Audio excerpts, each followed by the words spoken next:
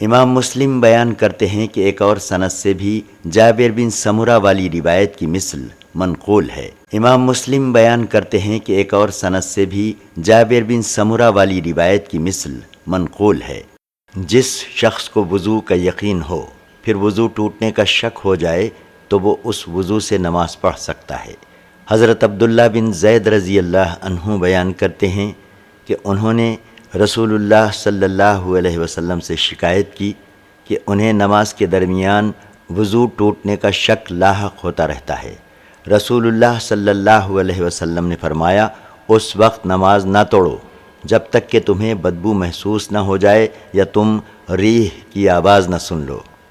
حضرت ابو ہریرہ رضی اللہ عنہ بیان کرتے ہیں کہ رسول اللہ صلی اللہ علیہ وسلم نے فرمایا، جب تم میں سے کسی شخص کے پیٹ میں گڑبڑ ہو اور اسے شک ہو جائے کہ اس کے پیٹ سے کچھ نکلا ہے یا نہیں تو اس وقت تک مسجد سے باہر نہ نکلے جب تک کہ ریح کی بو یا آواز محسوس نہ ہو۔ مردار اور جانور کی کھال کا رنگنے سے پاک ہونا۔ حضرت عبداللہ بن عباس رضی اللہ عنہ بیان کرتے ہیں کہ حضرت میمونہ رضی اللہ عنہا کی باندی کو کسی شخص نے صدقے میں ایک بکری دی اور وہ مر گئی۔ رسول اللہ صلی اللہ علیہ وسلم اس کے پاس سے گزرے تو آپ صلی اللہ علیہ وسلم نے فرمایا، تم لوگوں نے اس کی کھال کیوں نہیں اتار لی؟ رنگنے کے بعد اس کی کھال سے فائدہ حاصل کرتے۔ ان لوگوں نے عرض کیا، حضور یہ تو مردار ہے۔ آپ صلی اللہ علیہ وسلم نے فرمایا، مردار جانور کا صرف کھانا حرام ہے۔ حضرت ابن عباس رضی اللہ عنہ بیان کرتے ہیں کہ رسول اللہ صلی اللہ علیہ وسلم نے ایک مردار بکری دیکھی جو حضرت میمونہ کی باندی کو صدقے میں ملی تھی۔ رسول اللہ صلی اللہ علیہ وسلم نے فرمایا، تم لوگوں نے اس کی کھال سے فائدہ کیوں نہیں اٹھایا؟ انہوں نے عرض کیا، یہ تو مردار ہے۔ آپ صلی اللہ علیہ وسلم نے فرمایا، مردار جانور کا صرف کھانا حرام ہے۔ امام مسلم فرماتے ہیں کہ ایک اور سند سے بھی یہ روایت اسی طرح منقول ہے۔ حضرت ابن عباس رضی اللہ عنہ بیان کرتے ہیں کہ رسول اللہ صلی اللہ علیہ وسلم نے ایک مردہ بکری پڑی ہوئی دیکھی جو حضرت میمونہ کی باندی کو صدقے میں ملی تھی۔ نبی کریم صلی اللہ علیہ وسلم نے فرمایا، تم نے اس کی کھال کیوں نہ اتار لی؟ تم اس کو رنگ لیتے اور اس سے نفع اٹھاتے۔ حضرت میمونہ رضی اللہ عنہا بیان کرتی ہیں کہ رسول اللہ صلی اللہ علیہ وسلم کی ایک زوجہ کے ہاں ایک بکری پلی ہوئی تھی، وہ مر گئی تو رسول اللہ صلی اللہ علیہ وسلم نے فرمایا، تم نے اس کی کھال کیوں نہ اتار لی؟ پھر تم اس سے نفع حاصل کرتے۔ حضرت ابن عباس رضی اللہ عنہ بیان کرتے ہیں کہ رسول اللہ صلی اللہ علیہ وسلم حضرت میمونہ کی باندی کی مردار بکری کے پاس سے گزرے۔ آپ صلی اللہ علیہ وسلم نے فرمایا، تم نے اس کی کھال سے نفع کیوں نہ اٹھایا؟ حضرت عبداللہ بن عباس رضی اللہ عنہ بیان کرتے ہیں کہ رسول اللہ صلی اللہ علیہ وسلم نے فرمایا، جب کھال کو رنگ لیا جائے تو وہ پاک ہو جاتی ہے۔ امام مسلم فرماتے ہیں کہ ایک اور سند سے بھی اس حدیث کی مثل منقول ہے۔ ابو الخیر کہتے ہیں کہ میں نے ابن وعلہ سبعی کو ایک پوستین یعنی چمڑے کی قمیص یا کوٹ پہنے ہوئے دیکھا۔ میں نے اس پوستین کو چھو کر دیکھا۔ اس نے کہا، تم اس کو کیوں چھو کر دیکھ رہے ہو؟ میں نے حضرت عبداللہ بن عباس سے اس بارے میں مسئلہ معلوم کر لیا تھا۔ میں نے کہا تھا کہ ہم مغربی ممالک میں رہتے ہیں اور ہمارے ساتھ قوم بربر اور آتش پرست لوگ رہتے ہیں۔ وہ بکری ذبح کرتے ہیں، ہم ان کا ذبیحہ نہیں کھاتے، اور ہمارے پاس وہ مشک لاتے ہیں جس میں وہ چربی ڈالتے ہیں۔ یہ سن کر حضرت ابن عباس رضی اللہ عنہ نے فرمایا، ہم نے یہ مسئلہ رسول اللہ صلی اللہ علیہ وسلم سے پوچھا تھا۔ آپ صلی اللہ علیہ وسلم نے فرمایا تھا کہ کھال کی پاکیزگی رنگنے سے حاصل ہو جاتی ہے۔ ابن وعلہ سبعی کہتے ہیں کہ میں نے حضرت عبداللہ بن عباس سے پوچھا، ہم مغربی ممالک میں رہتے ہیں، ہمارے پاس آتش پرست مشکوں میں پانی اور چربی لے کر آتے ہیں، آپ نے فرمایا اس سے پانی پی لیا کرو۔ میں نے پوچھا، کیا آپ اپنی رائے سے فرما رہے ہیں؟ حضرت ابن عباس نے فرمایا، میں نے رسول اللہ صلی اللہ علیہ وسلم سے سنا ہے کہ کھال رنگنے سے پاک ہو جاتی ہے۔ حضرت عائشہ صدیقہ رضی اللہ عنہا بیان کرتی ہیں کہ ہم رسول اللہ صلی اللہ علیہ وسلم کے ساتھ ایک سفر میں گئے۔ جب مقام بیدا یا ذات الجیش پر پہنچے تو میرا ہار ٹوٹ کر گر گیا۔ رسول اللہ صلی اللہ علیہ وسلم اس ہار کو تلاش کرنے کے لیے رک گئے اور آپ کے ساتھ تمام قافلہ رک گیا۔ اس جگہ پانی تھا اور نہ صحابہ کے ساتھ پانی تھا۔ صحابہ نے حضرت ابوبکر سے شکایت کی اور کہنے لگے کہ تم نہیں دیکھ رہے کہ حضرت عائشہ نے کیا کیا ہے؟ تمام لوگوں کو رسول اللہ صلی اللہ علیہ وسلم کے ساتھ ٹھہرا لیا۔ اس مقام پر پانی ہے اور نہ لوگوں کے ساتھ پانی ہے۔ یہ شکایت سن کر حضرت ابوبکر میرے پاس آئے اور اس وقت رسول اللہ صلی اللہ علیہ وسلم میرے زانوں پر سر رکھے ہوئے محو نیند تھے۔ حضرت ابوبکر نے مجھے ڈانٹنا شروع کیا اور کہنے لگے کہ تم نے رسول اللہ صلی اللہ علیہ وسلم اور تمام صحابہ کو پریشان کیا ہے اور ایسی جگہ روک لیا ہے جہاں بالکل پانی نہیں ہے، نہ صحابہ کے پاس پانی ہے۔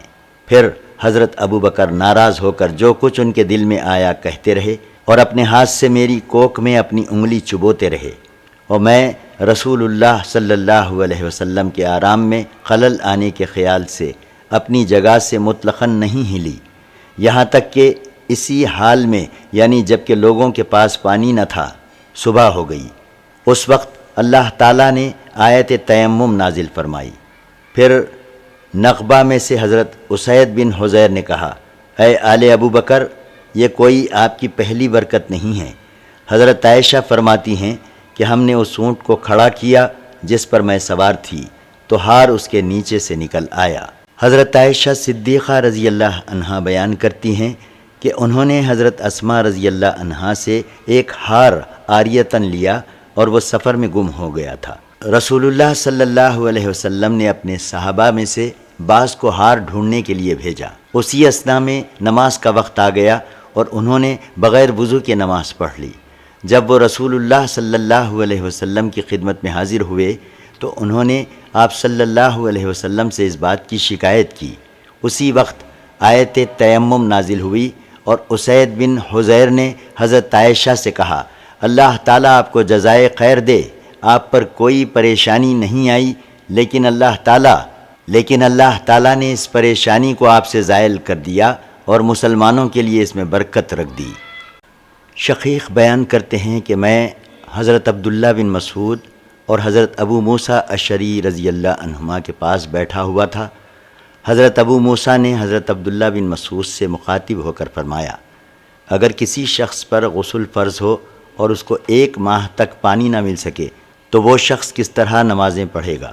حضرت عبداللہ بن مسعود نے فرمایا، وہ شخص تیمم نہ کرے خواہ اس کو 1 ماہ تک پانی نہ ملے۔ حضرت موسیٰ نے فرمایا، پھر آپ سورہ مائدہ کی اس آیت کا کیا جواب دیں گے جس کا ترجمہ ہے، جب تم کو پانی نہ مل سکے تو پاک مٹی سے تیمم کرو۔ حضرت عبداللہ نے فرمایا، مجھے خدشہ ہے کہ اگر اس آیت کی بنا پر لوگوں کو تیمم کی اجازت دے دی جائے تو وہ پانی ٹھنڈا لگنے کی بنا پر بھی تیمم کرنا شروع کر دیں گے۔ حضرت ابو موسیٰ نے فرمایا، کیا آپ نے حضرت عمار کی یہ حدیث نہیں سنی؟ انہوں نے بیان کیا کہ رسول اللہ صلی اللہ علیہ وسلم نے مجھے کسی کام کے لیے بھیجا۔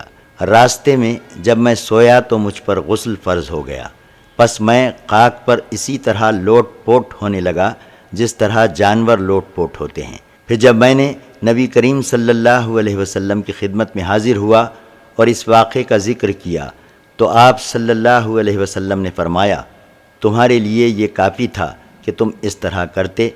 پھر آپ صلی اللہ علیہ وسلم نے دونوں ہاتھ زمین پر 1 مرتبہ مارے اور بائیں ہاتھ سے دائیں ہاتھ پر مسح کیا اور دونوں ہتھیلیوں کی پشت پر اور چہرے پر مسح کیا۔ حضرت عبداللہ بن مسعود نے کہا، کیا تمہیں پتہ نہیں کہ حضرت عمر رضی اللہ عنہ نے حضرت عمار کی حدیث پر اطمینان نہیں کیا تھا؟ امام مسلم نے ایک اور سند کے ساتھ مثل سابق روایت ذکر کی، لیکن اس میں اتنا فرق ہے کہ رسول اللہ صلی اللہ علیہ وسلم نے دونوں ہاتھ زمین پر مارے اور چہرے اور ہاتھوں پر مسح کیا، اور حضرت عمار رضی اللہ عنہ سے فرمایا، غسل جنابت کی خاطر تمہارے لیے اس قدر تیمم کافی ہے۔ ابزا بیان کرتے ہیں کہ حضرت عمر رضی اللہ عنہ کے پاس ایک شخص آیا اور کہنے لگا کہ میں جنوبی ہو گیا اور مجھے پانی نہیں مل سکا۔ حضرت عمر نے فرمایا، نماز مت پڑھ۔ حضرت عمار کہنے لگے، اے امیر المومنین، کیا آپ کو یاد نہیں کہ جب میں اور آپ ایک سفر میں تھے، ہم دونوں جنوبی ہو گئے اور ہمیں پانی نہیں ملا؟ آپ نے بہرحال نماز نہیں پڑھی، لیکن میں زمین پر لوٹ پوٹ ہو گیا اور میں نے نماز پڑھ لی۔ جب حضور کی خدمت میں پہنچا اور واقعہ عرض کیا تو نبی کریم صلی اللہ علیہ وسلم نے فرمایا، تمہارے لیے اتنا کافی ہے کہ تم دونوں ہاتھ زمین پر مارتے، پھر پھونک مار کر گرد اڑا دیتے، پھر ان کے ساتھ اپنے چہرے اور ہاتھوں پر مسح کرتے۔ حضرت عمر نے کہا، اے عمار، خدا سے ڈرو۔ حضرت عمار نے کہا، اگر آپ فرمائیں تو میں یہ حدیث کسی اور سے نہ بیان کروں۔ امام مسلم نے ایک اور سند بیان کر کے یہ اضافہ کیا کہ حضرت عمار کے جواب کے بعد حضرت عمر رضی اللہ عنہ نے فرمایا، ہم تمہاری روایت کا بوجھ تمہیں پر ڈالتے ہیں۔ امام مسلم نے ایک اور سند کے ساتھ مثل سابق حدیث بیان کی، جس میں حضرت عمار کا یہ قول ہے کہ اے امیر المومنین، اللہ تعالیٰ نے آپ کی اطاعت مجھ پر واجب کی ہے، اگر آپ فرمائیں تو میں یہ حدیث کسی سے بیان نہ کروں۔ سلام کے جواب کے لیے تیمم کرنا۔ حضرت ابن عباس رضی اللہ عنہ کے غلام عمیر بیان کرتے ہیں کہ میں اور نبی کریم صلی اللہ علیہ وسلم کی زوجہ ام المومنین حضرت میمنہ رضی اللہ عنہا کے غلام عبد الرحمن بن یسار عبد الجہم بن حارث انصاری کے پاس گئے۔ انہوں نے یہ حدیث بیان کی کہ رسول اللہ صلی اللہ علیہ وسلم جمل نامی کنویں کی طرف سے آئے۔ رستے میں آپ نے ایک شخص کو سلام کا اس وقت تک جواب نہیں دیا جب تک ایک دیوار کے پاس پہنچ کر چہرہ اور دونوں ہاتھوں پر مسح نہیں کر لیا۔ اس کے بعد آپ صلی اللہ علیہ وسلم نے اس کے سلام کا جواب دیا۔ پیشاب کرنے والا سلام کا جواب نہ دے۔ حضرت عبداللہ بن عمر رضی اللہ عنہ بیان کرتے ہیں کہ رسول اللہ صلی اللہ علیہ وسلم پیشاب کر رہے تھے، ایک شخص نے پاس سے گزر کر سلام کیا، آپ صلی اللہ علیہ وسلم نے اس کے سلام کا جواب نہیں دیا۔ مسلمان کے نجس نہ ہونے پر دلیل۔ حضرت ابو ہریرہ رضی اللہ عنہ بیان کرتے ہیں کہ مدینہ کے کسی راستے میں ان کی نبی کریم صلی اللہ علیہ وسلم سے اس حال میں ملاقات ہوئی کہ وہ جنوبی تھے۔ حضرت ابو ہریرہ رضی اللہ عنہ چپکے سے غسل کرنے کے لیے چلے گئے۔ نبی کریم صلی اللہ علیہ وسلم نے ان کو تلاش کیا۔ جب ابو ہریرہ آئے تو آپ صلی اللہ علیہ وسلم نے پوچھا، اے ابو ہریرہ، تم کہاں تھے؟ انہوں نے عرض کیا، یا رسول اللہ صلی اللہ علیہ وسلم، جب آپ نے مجھ سے ملاقات کی اس وقت میں جنوبی تھا، میں نے اس حالت میں آپ کے ساتھ بلا غسل رہنا ناپسند سمجھا۔ رسول اللہ صلی اللہ علیہ وسلم نے فرمایا، سبحان اللہ، مومن نجس نہیں ہوتا۔ حضرت حذیفہ رضی اللہ عنہ بیان کرتے ہیں کہ ان کی رسول اللہ صلی اللہ علیہ وسلم سے اس حال میں ملاقات ہوئی کہ وہ جنوبی تھے۔ وہ رسول اللہ صلی اللہ علیہ وسلم سے الگ ہو کر غسل کرنے چلے گئے۔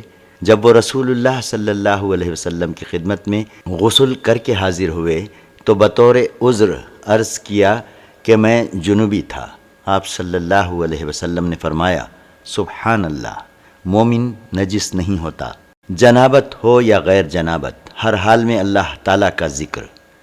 حضرت عائشہ رضی اللہ عنہا بیان کرتی ہیں کہ نبی اکرم صلی اللہ علیہ وسلم ہر وقت اللہ تعالیٰ کا ذکر کرتے تھے۔ بے وضو کے کھانے کا جواز اور علی الفور وضو کا واجب نہ ہونا۔ حضرت عبداللہ بن عباس رضی اللہ عنہ بیان کرتے ہیں کہ نبی کریم صلی اللہ علیہ وسلم بیت الخلاء سے آئے تو آپ صلی اللہ علیہ وسلم کے سامنے کھانا لایا گیا۔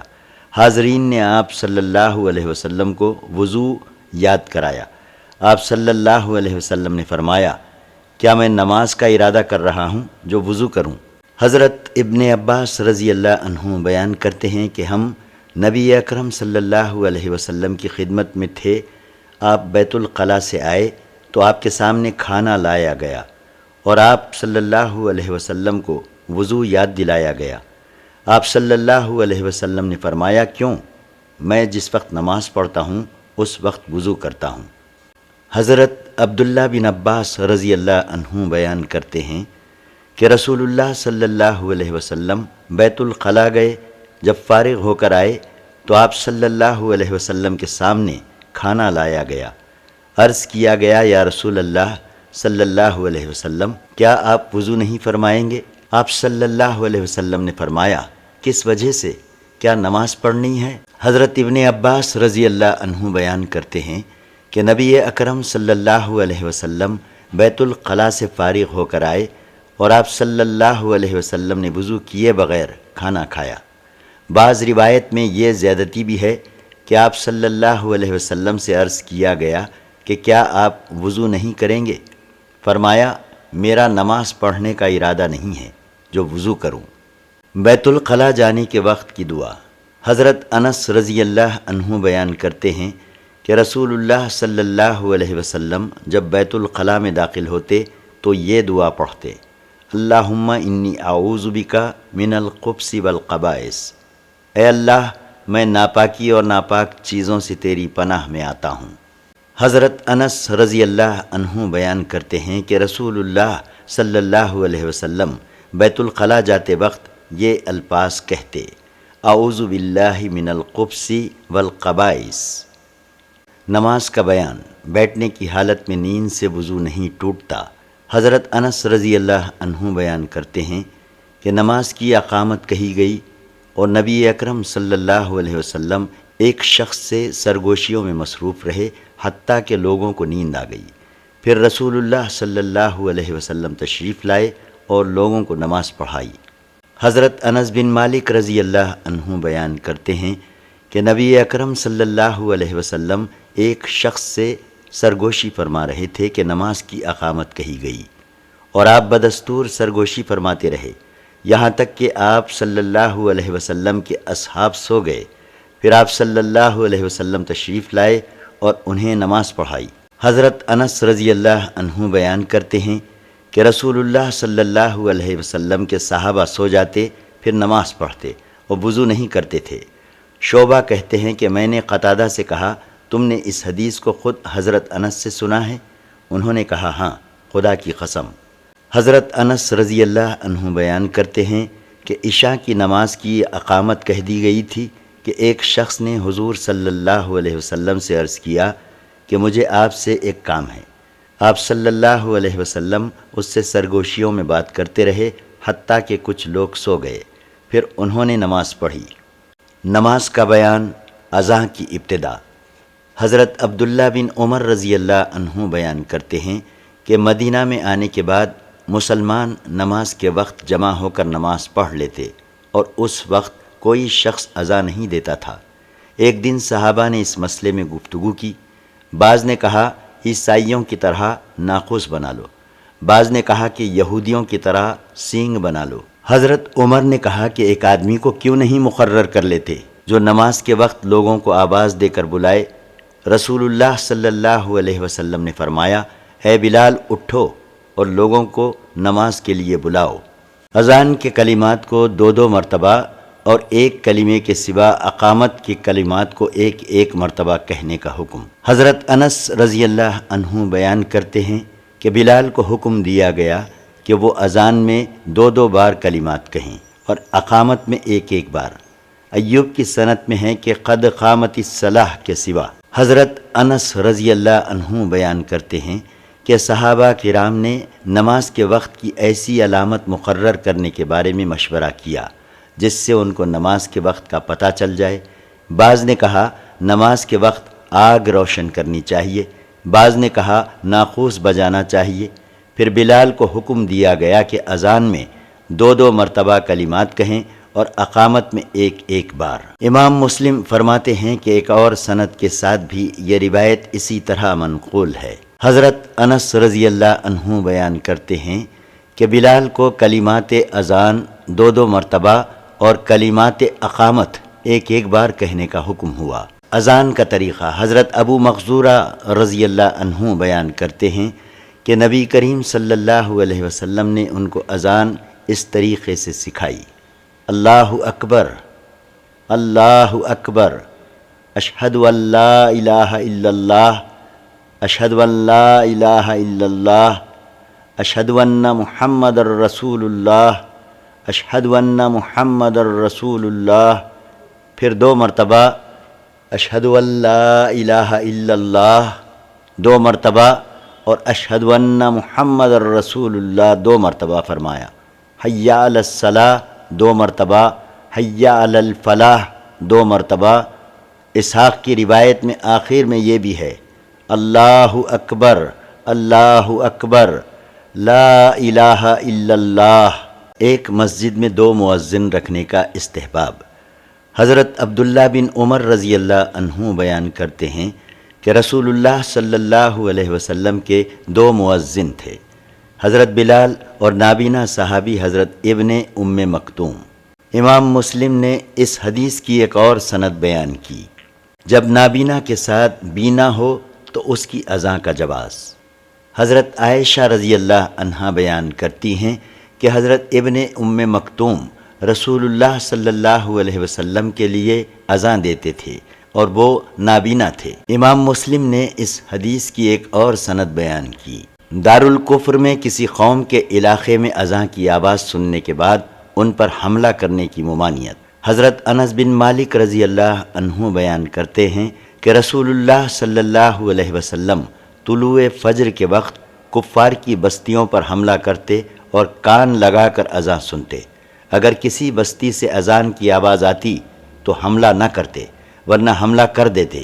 آپ صلی اللہ علیہ وسلم نے ایک شخص کو کہتے ہوئے سنا، اللہ اکبر اللہ اکبر۔ رسول اللہ صلی اللہ علیہ وسلم نے فرمایا، علی الفطرت، یعنی یہ شخص مسلمان ہے۔ پھر اس نے کہا، اشہد ان لا الہ الا اللہ، اشہد ان لا الہ الا اللہ۔ رسول اللہ صلی اللہ علیہ وسلم نے فرمایا، جہنم سے آزاد ہو گیا۔ صحابہ کرام نے اس شخص کو دیکھا تو وہ ایک بکریاں چرانے والا تھا۔ اذان کا جواب دینے اور پھر نبی کریم صلی اللہ علیہ وسلم پر صلاۃ پڑھنے اور آپ صلی اللہ علیہ وسلم کے لیے وسیلے کے سوال کرنے کا استحباب۔ حضرت ابو سعید خدری رضی اللہ عنہ بیان کرتے ہیں کہ رسول اللہ صلی اللہ علیہ وسلم نے فرمایا، جب تم اذان سنو تو اس کے جواب میں وہی کلمات کہو جو مؤذن نے کہے ہیں۔ حضرت عبداللہ بن عمرو بن عاص رضی اللہ عنہ بیان کرتے ہیں کہ نبی کریم صلی اللہ علیہ وسلم نے فرمایا، جب تم مؤذن سے اذان سنو تو اس کی مثل کلمات کہو، پھر مجھ پر درود پڑھو، کیونکہ جو شخص مجھ پر ایک بار درود پڑھتا ہے اللہ تعالیٰ اس پر 10 رحمتیں نازل فرماتا ہے۔ پھر میرے لیے جنت میں وسیلے کی دعا مانگو، کیونکہ وہ جنت کا ایک ایسا مقام ہے جو اللہ تعالیٰ کے بندوں میں سے صرف ایک بندے کو ملے گا، اور مجھے امید ہے کہ وہ شخص میں ہوں گا، اور جو شخص میرے لیے اس مقام کی دعا مانگے گا اس کے حق میں میری شفاعت واجب ہو جائے گی۔ حضرت عمر بن خطاب رضی اللہ عنہ بیان کرتے ہیں کہ رسول اللہ صلی اللہ علیہ وسلم نے فرمایا، جب مؤذن اللہ اکبر کہے تو تم میں سے بھی کوئی شخص دل سے اس کے جواب میں اللہ اکبر کہے۔ پھر مؤذن اشہد ان لا الہ الا اللہ کہے تو وہ بھی اشہد ان لا الہ الا اللہ کہے۔ پھر مؤذن کہے اشہد ان محمد الرسول اللہ تو وہ بھی اشہد ان محمد الرسول اللہ کہے۔ پھر مؤذن حی علی الصلاۃ کہے تو وہ کہے لا حول ولا قوۃ الا باللہ۔ پھر مؤذن کہے حی علی الفلاح تو وہ کہے لا حول ولا قوۃ الا باللہ۔ پھر مؤذن کہے اللہ اکبر تو وہ کہے اللہ اکبر۔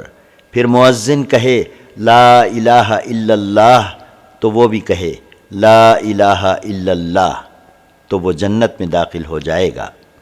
حضرت سعد بن ابی وقاص رضی اللہ عنہ بیان کرتے ہیں کہ رسول اللہ صلی اللہ علیہ وسلم نے فرمایا، جس شخص نے مؤذن سے سن کر یہ کہا اشہد ان لا الہ الا اللہ وحدہ لا شریک لہ وان محمدا عبدہ ورسولہ رضیت باللہ ربا وبمحمد رسولا وبالاسلام دینا، اس کے گناہوں کو بخش دیا جائے گا۔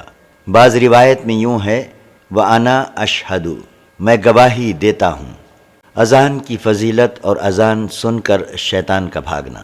حضرت معاویہ بن ابی سفیان رضی اللہ عنہ کے پاس مؤذن نے آ کر ان کو نماز کے لیے بلایا تو حضرت معاویہ رضی اللہ عنہ نے کہا کہ رسول اللہ صلی اللہ علیہ وسلم نے فرمایا کہ قیامت کے دن جب مؤذن اٹھیں گے تو ان کی گردنیں سب سے بلند ہوں گی۔ امام مسلم نے ایک اور سند کے ساتھ حضرت معاویہ رضی اللہ عنہ سے اسی حدیث کی مثل روایت بیان کی ہے۔ حضرت جابر رضی اللہ عنہ بیان کرتے ہیں کہ شیطان اذان کی آواز سن کر مقام روحہ تک بھاگ جاتا ہے۔ ابو سفیان نے بیان کیا کہ روحہ مدینہ سے 36 میل ہے۔ امام مسلم فرماتے ہیں کہ ایک اور سند کے ساتھ بھی ایسی ہی حدیث مروی ہے۔ حضرت ابو ہریرہ رضی اللہ عنہ بیان کرتے ہیں کہ نبی کریم صلی اللہ علیہ وسلم نے فرمایا کہ شیطان جب اذان سنتا ہے تو گوز یعنی آواز سے ریح خارج کرتا لگاتا ہوا بھاگتا ہے تاکہ اذان کی آواز نہ سن سکے۔ جب اذان ختم ہو جاتی ہے تو پھر آ کر لوگوں کے دلوں میں وسوسہ ڈالتا ہے۔ جب اقامت یعنی تکبیر ہوتی ہے تو پھر بھاگ جاتا ہے تاکہ آواز نہ سن سکے، اور جب مؤذن اقامت کہہ چکتا ہے تو پھر آ کر وسوسہ ڈالنے لگتا ہے۔ حضرت ابو ہریرہ رضی اللہ عنہ بیان کرتے ہیں کہ رسول اللہ صلی اللہ علیہ وسلم نے فرمایا کہ جب مؤذن اذان دیتا ہے تو شیطان پیٹ پھیر کر گوز لگاتا ہوا بھاگ جاتا ہے۔ سہیل کہتے ہیں کہ مجھے میرے والد نے بنو حارثہ کے پاس بھیجا۔ میرے ساتھ ایک ساتھی بھی تھا۔ اچانک ایک دیوار سے کسی شخص نے اس کا نام لے کر آواز دی۔ اس نے دیوار کی طرف سر اٹھا کر دیکھا تو کچھ نظر نہ آیا۔ میں نے اس واقعے کا اپنے والد سے ذکر کیا۔ انہوں نے کہا کہ اگر مجھے یہ معلوم ہوتا کہ تمہارے ساتھ یہ واقعہ پیش آئے گا تو میں تمہیں نہ بھیجتا۔ آئندہ جب تم کوئی ایسی آواز سنو تو اذان دیا کرو، کیونکہ میں نے حضرت ابو ہریرہ رضی اللہ عنہ سے یہ روایت سنی ہے کہ رسول اللہ صلی اللہ علیہ وسلم نے فرمایا کہ جب اذان دی جاتی ہے تو شیطان پیٹھ پھیر کر گوز لگاتا ہوا بھاگ جاتا ہے۔ حضرت ابو ہریرہ رضی اللہ عنہ بیان کرتے ہیں کہ نبی کریم صلی اللہ علیہ وسلم نے فرمایا جب اذان ہوتی ہے تو شیطان پیٹھ پھیر کر گوز لگاتا ہوا بھاگ جاتا ہے تاکہ اذان کی آواز نہ سن سکے، اور جب اذان ہو چکتی ہے تو پھر لوٹ آتا ہے، اور جب تکبیر شروع ہوتی ہے تو پھر واپس بھاگ جاتا ہے، اور جب تکبیر ختم ہو جاتی ہے تو پھر واپس آ جاتا ہے اور انسان کے دل میں خیالات ڈالتا ہے اور اس سے کہتا ہے کہ فلاں چیز یاد کرو، فلاں چیز یاد کرو، حالانکہ وہ چیزیں اسے پہلے یاد نہیں ہوتیں، حتیٰ کہ نمازی بھول جاتا ہے کہ اس نے کتنی رکعت نماز پڑھی ہے۔ امام مسلم نے ایک اور سند کے ساتھ حضرت ابو ہریرہ رضی اللہ عنہ سے اسی کی مثل ایک روایت بیان کی، لیکن اس میں یہ فرق ہے کہ نمازی کی سمجھ میں نہیں آتا کہ کس طرح نماز پڑھے۔ تکبیر احرام کے ساتھ رکوع میں اور رکوع سے سر اٹھاتے وقت کندھوں تک رفع یدین کرنے کا استحباب۔ حضرت عبداللہ بن عمر رضی اللہ عنہ فرماتے ہیں کہ میں نے رسول اللہ صلی اللہ علیہ وسلم کو دیکھا کہ آپ جب نماز شروع کرتے تو ہاتھوں کو کندھوں تک بلند کرتے، اسی طرح رکوع میں جانے سے پہلے اور رکوع سے سر اٹھاتے وقت اور دو سجدوں کے درمیان رفع یدین یعنی ہاتھ بلند کرنا نہیں کرتے تھے۔ حضرت عبداللہ بن عمر رضی اللہ عنہ بیان کرتے ہیں کہ رسول اللہ صلی اللہ علیہ وسلم جب نماز پڑھنے کے لیے کھڑے ہوتے تو کندھوں کے بالمقابل رفع یدین کرتے، پھر اللہ اکبر کہتے، اور اسی طرح رکوع میں جانے سے پہلے اور رکوع سے سر اٹھا کر رفع یدین کرتے اور سجدے سے سر اٹھا کر رفع یدین نہیں کرتے تھے۔ حضرت عبداللہ بن عمر رضی اللہ عنہ بیان کرتے ہیں کہ رسول اللہ صلی اللہ علیہ وسلم جب نماز پڑھنے کے لیے کھڑے ہوتے تو کندھوں کے بالمقابل رفع یدین کرتے اور پھر اللہ اکبر کہتے۔ حضرت ابو قلابہ کہتے ہیں کہ انہوں نے حضرت مالک بن حویرث رضی اللہ عنہ کو دیکھا، جب وہ نماز شروع کرتے تو اللہ اکبر کہہ کر رفع یدین کرتے، اور جب رکوع میں جانے کا ارادہ کرتے تو رفع یدین کرتے، اور جب رکوع سے سر اٹھاتے تو رفع یدین کرتے۔ اور انہوں نے حدیث بیان کی کہ رسول اللہ صلی اللہ علیہ وسلم اسی طرح کرتے تھے۔ حضرت مالک بن حویرث رضی اللہ عنہ بیان کرتے ہیں کہ رسول اللہ صلی اللہ علیہ وسلم جب اللہ اکبر کہتے تو ہاتھوں کو کانوں کے بالمقابل کرتے، اور جب رکوع سے سر اٹھاتے تو سمیع اللہ لمن حمیدہ فرماتے، اور اسی طرح یعنی رفع دین کرتے۔ امام مسلم نے ایک اور سند بیان کر کے کہا کہ حضرت مالک بن حویرث رضی اللہ عنہ بیان کرتے ہیں کہ انہوں نے رسول اللہ صلی اللہ علیہ وسلم کو کانوں کی لو تک ہاتھ بلند کرتے ہوئے دیکھا۔ رکوع سے اٹھنے کے علاوہ ہر دفعہ اٹھتے وقت اور جھکتے وقت تکبیر کا ثبوت۔ حضرت ابو ہریرہ رضی اللہ عنہ نے لوگوں کو نماز پڑھ کر دکھلائی، جس میں ہر بار جب جھکتے یا اٹھتے تو تکبیر کہتے۔ جب نماز سے فارغ ہوئے تو انہوں نے کہا کہ خدا کی قسم میں تم سب سے زیادہ رسول اللہ صلی اللہ علیہ وسلم کے مشابہ نماز پڑھتا ہوں۔ حضرت ابو ہریرہ رضی اللہ عنہ بیان کرتے ہیں کہ رسول اللہ صلی اللہ علیہ وسلم جب نماز پڑھنا شروع کرتے تو پہلے قیام کے وقت تکبیر کہتے، پھر رکوع کے وقت تکبیر کہتے، رکوع سے کھڑے ہوتے وقت فرماتے سمیع اللہ لمن حمیدہ، اور جب سیدھے کھڑے ہوتے تو فرماتے ربنا ولک الحمد، پھر سجدے میں جاتے وقت تکبیر کہتے، پھر سجدے سے سر اٹھاتے وقت تکبیر کہتے، پھر سجدے میں جاتے وقت تکبیر کہتے، پھر سجدے سے اٹھتے وقت تکبیر کہتے، پھر تمام رکعات میں اسی طرح کرتے حتیٰ کہ نماز پوری ہو جاتی۔ 2 رکعت کے بعد جب تشہد سے فارغ ہوتے تو پھر اللہ اکبر کہہ کر اٹھتے۔ حضرت ابو ہریرہ بیان فرماتے ہیں کہ تم میں سے سب سے زیادہ رسول اللہ صلی اللہ علیہ وسلم کے مشابہ میں نماز پڑھتا ہوں۔ حضرت ابو ہریرہ رضی اللہ عنہ بیان کرتے ہیں کہ رسول اللہ صلی اللہ علیہ وسلم جب نماز کے لیے قیام فرماتے تو اللہ اکبر کہتے۔ باقی حدیث حسب سابق ہے، لیکن اس حدیث میں حضرت ابو ہریرہ کا یہ قول نہیں ہے کہ میں تم سب سے زیادہ رسول اللہ صلی اللہ علیہ وسلم کے مشابہ نماز پڑھتا ہوں۔ حضرت ابو ہریرہ رضی اللہ عنہ کو جب مروان مدینے کا حاکم بنا کر بھیجا گیا تو آپ نماز کے قیام کے وقت اللہ اکبر کہتے۔ باقی حدیث مثل سابق ہے، اور نماز پوری کرنے کے بعد اہل مسجد سے مخاطب ہو کر کہتے کہ بخدا میں تم سب سے زیادہ رسول اللہ صلی اللہ علیہ وسلم کے مشابہ نماز پڑھتا ہوں۔ ابو سلمہ کہتے ہیں کہ حضرت ابو ہریرہ رضی اللہ عنہ نماز کے تمام انتقالات میں اللہ اکبر کہتے۔ ہم نے حضرت ابو ہریرہ سے پوچھا اے ابو ہریرہ یہ کیسی تکبیریں ہیں؟ انہوں نے فرمایا یہ رسول اللہ صلی اللہ علیہ وسلم کی نماز ہے۔ حضرت ابو ہریرہ رضی اللہ عنہ نماز کے تمام انتقالات میں تکبیر کہتے اور حدیث بیان کرتے تھے کہ رسول اللہ صلی اللہ علیہ وسلم اسی طرح نماز پڑھتے تھے۔ مطرف کہتے ہیں کہ میں نے اور عمران بن حسین نے حضرت علی بن ابی طالب رضی اللہ عنہ کی اقتداء میں نماز پڑھی۔ جب وہ سجدہ کرتے تو تکبیر کہتے، جب سجدے سے سر اٹھاتے تو تکبیر کہتے، اور جب 2 رکعات کے بعد کھڑے ہوتے تو تکبیر کہتے۔ مطرف کہتے ہیں کہ جب ہم نماز سے فارغ ہوئے تو عمران نے میرا ہاتھ پکڑا اور کہا انہوں نے ہم کو سیدنا محمد مصطفیٰ صلی اللہ علیہ وسلم کی نماز پڑھائی ہے، یا یہ کہا کہ انہوں نے مجھے سیدنا محمد صلی اللہ علیہ وسلم کی نماز یاد دلائی۔ ہر رکعت میں سورہ فاتحہ پڑھنے کا وجوب، اور جو شخص سورہ فاتحہ نہ پڑھ سکتا ہو اس کو قرآن مجید کی جو آیات یاد ہوں ان کو پڑھ لے۔ حضرت عبادہ بن صامت رضی اللہ عنہ بیان کرتے ہیں کہ رسول اللہ صلی اللہ علیہ وسلم نے فرمایا اس شخص کی نماز کامل نہیں ہوتی جو سورہ فاتحہ نہ پڑھے۔ حضرت عبادہ بن صامت رضی اللہ عنہ بیان کرتے ہیں کہ رسول اللہ صلی اللہ علیہ وسلم نے فرمایا اس شخص کی نماز کامل نہیں ہوتی جو ام القرآن یعنی سورہ فاتحہ نہ پڑھے۔ حضرت عبادہ بن صامت رضی اللہ عنہ بیان کرتے ہیں کہ رسول اللہ صلی اللہ علیہ وسلم نے فرمایا اس شخص کی نماز کامل نہیں ہوتی جو ام القرآن یعنی سورہ فاتحہ نہ پڑھے۔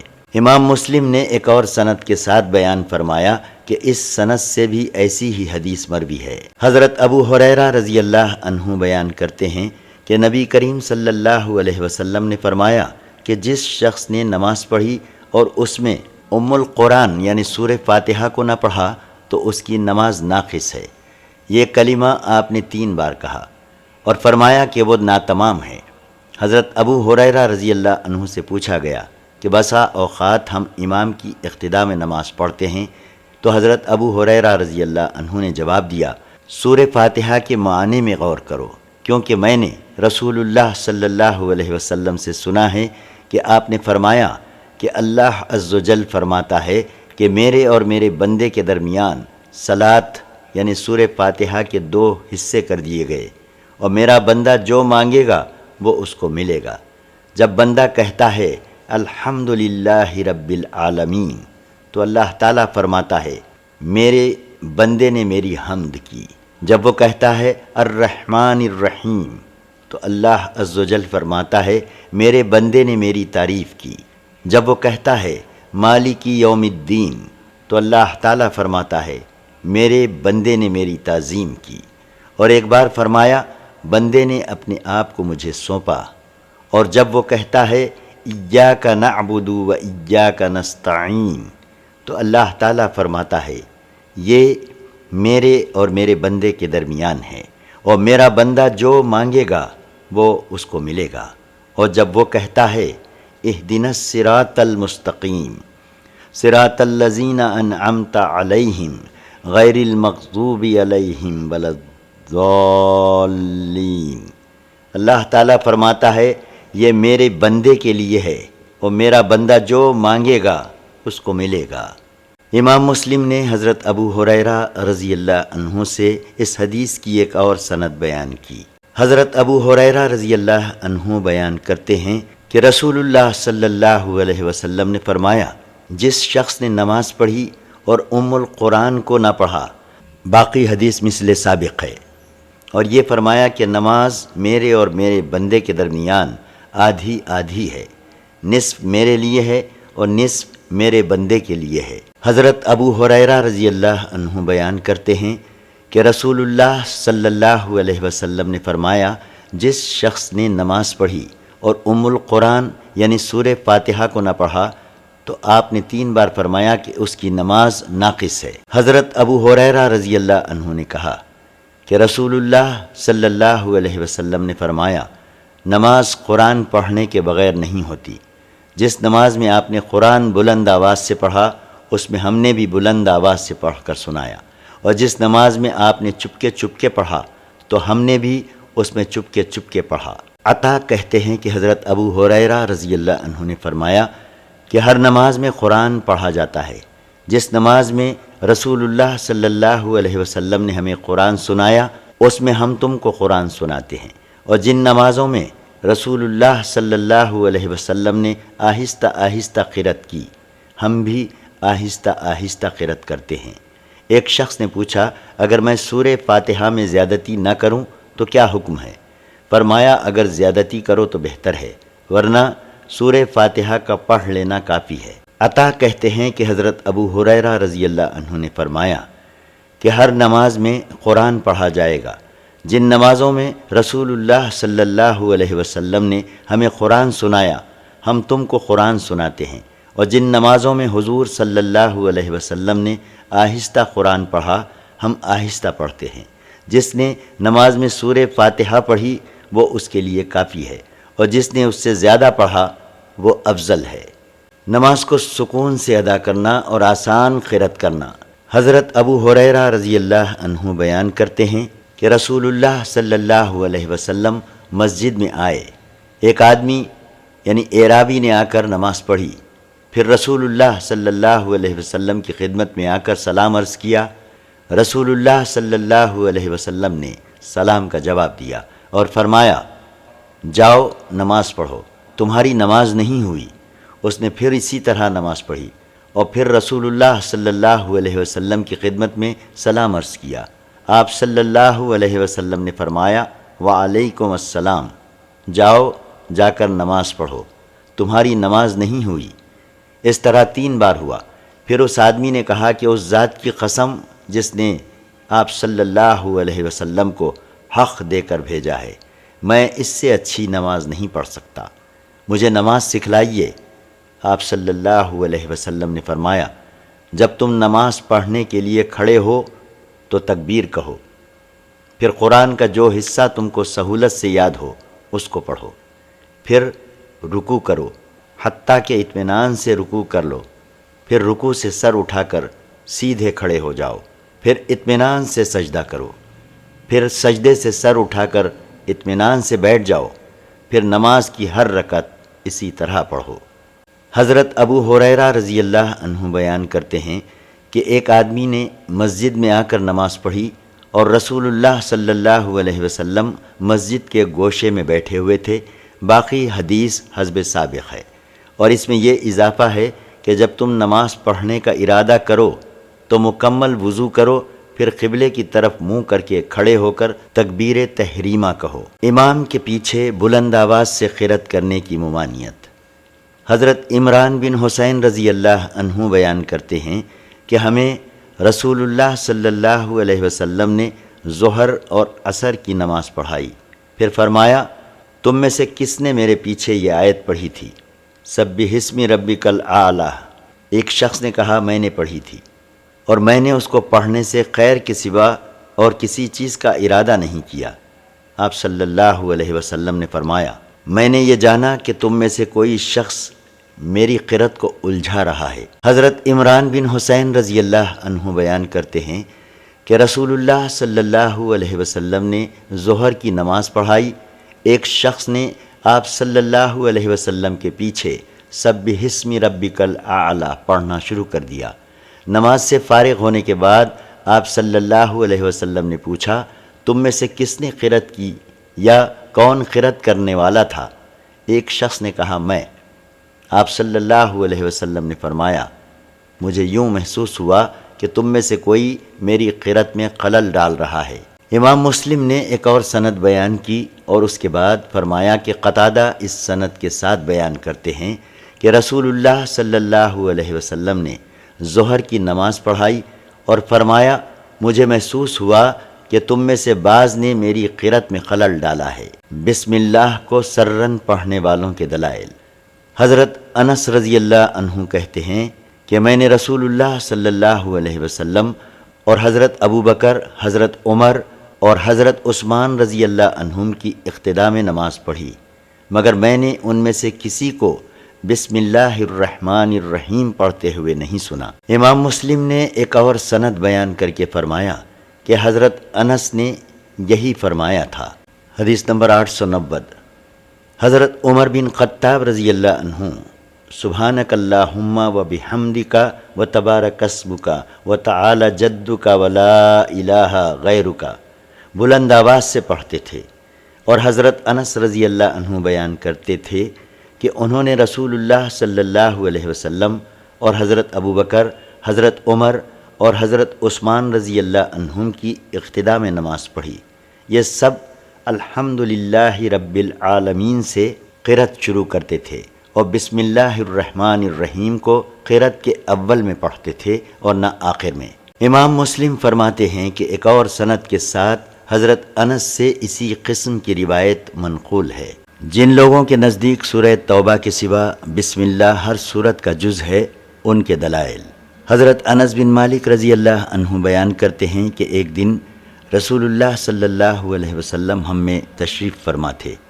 اچانک آپ کو اونگ آ گئی، پھر آپ نے مسکراتے ہوئے سر اٹھایا۔ ہم نے عرض کیا یا رسول اللہ صلی اللہ علیہ وسلم آپ کس وجہ سے مسکرا رہے ہیں؟ آپ صلی اللہ علیہ وسلم نے فرمایا ابھی مجھ پر یہ صورت نازل ہوئی ہے، بسم اللہ الرحمن الرحیم، انا اعطیناک الکوثر فصل لربک وانحر ان شانئک هو الابتر۔ پھر آپ صلی اللہ علیہ وسلم نے فرمایا تم جانتے ہو کوثر کیا ہے؟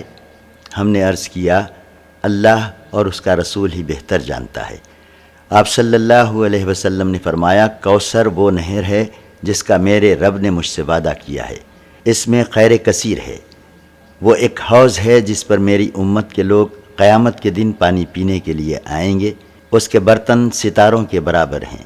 ایک شخص کو حوض کوثر سے ہٹایا جائے گا، میں کہوں گا اے میرے رب یہ میری امت میں سے ہے، اللہ تعالیٰ فرمائے گا تم از خود نہیں جانتے کہ انہوں نے تمہارے بعد نیا دین اختراع کر لیا تھا۔ اور ایک روایت میں یہ بھی ذکر ہے کہ یہ واقعہ مسجد میں پیش آیا تھا۔ حضرت انس رضی اللہ عنہ بیان کرتے ہیں کہ رسول اللہ صلی اللہ علیہ وسلم کو اونگ آ گئی، امام مسلم فرماتے ہیں کہ اس کے بعد حدیث مثل سابق ہے، البتہ اس میں یہ ہے کہ کوثر جنت میں ایک نہر ہے جس کا اللہ تعالیٰ نے مجھ سے وعدہ کیا ہے، اس پر ایک حوض ہے۔ اس روایت میں یہ نہیں ہے کہ اس کے برتن آسمان کے ستاروں کے برابر ہیں۔ سینے کے نیچے اور ناف کے اوپر دایاں ہاتھ بائیں ہاتھ کے اوپر رکھنا اور زمین پر دونوں ہاتھوں کو کندھے کے بالمقابل رکھنا۔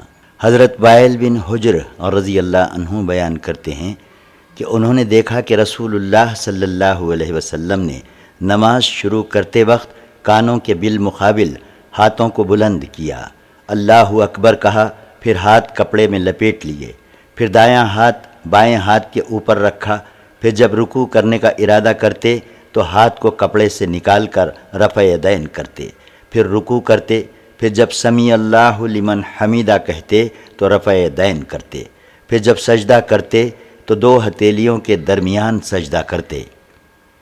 نماز میں تشہد کا بیان۔ حضرت عبداللہ بن مسعود رضی اللہ عنہ بیان کرتے ہیں کہ ہم رسول اللہ صلی اللہ علیہ وسلم کی اقتداء میں نماز پڑھتے اور السلام علی اللہ السلام علی فلاں کہتے۔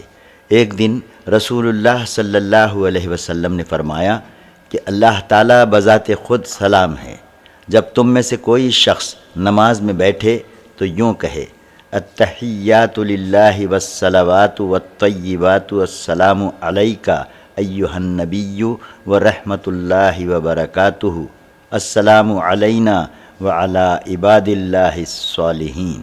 پس نمازی جب یہ کلمہ علی عباد اللہ الصالحین کہے گا تو اس کا سلام ہر صالح بندے کو پہنچ جائے گا، خواہ وہ زمین پر ہو یا آسمان میں۔